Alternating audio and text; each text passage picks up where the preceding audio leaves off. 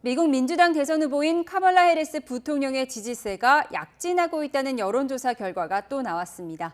지난 2020년 대선 당시 트럼프 전 대통령이 거머쥐었던 핵심 경합 지역 선벨트가 이제는 두 후보 간 팽팽한 박빙 구도를 띠는 것으로 나타났습니다.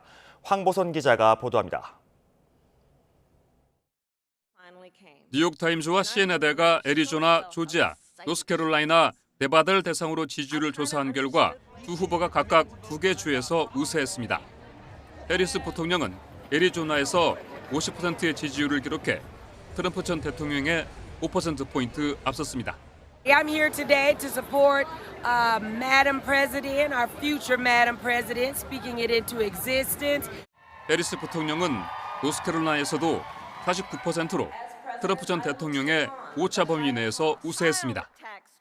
노스캐롤라이나는 트럼프 전 대통령이 조 바이든 대통령에게 패배한 2020년 대선 당시에도 7개 경합주 가운데 유일하게 승리를 거머쥔 지역이라는 점에서 주목할 만합니다.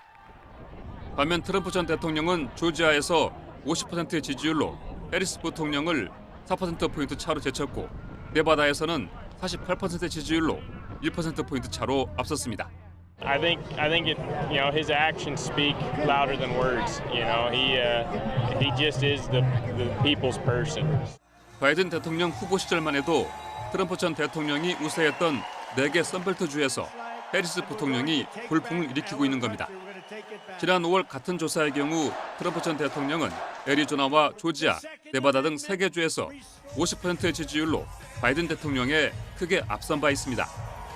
이번 조사에서 해리스 부통령은 전체 흑인 유권자 84%, 라틴계 유권자의 54% 지지를 얻었습니다.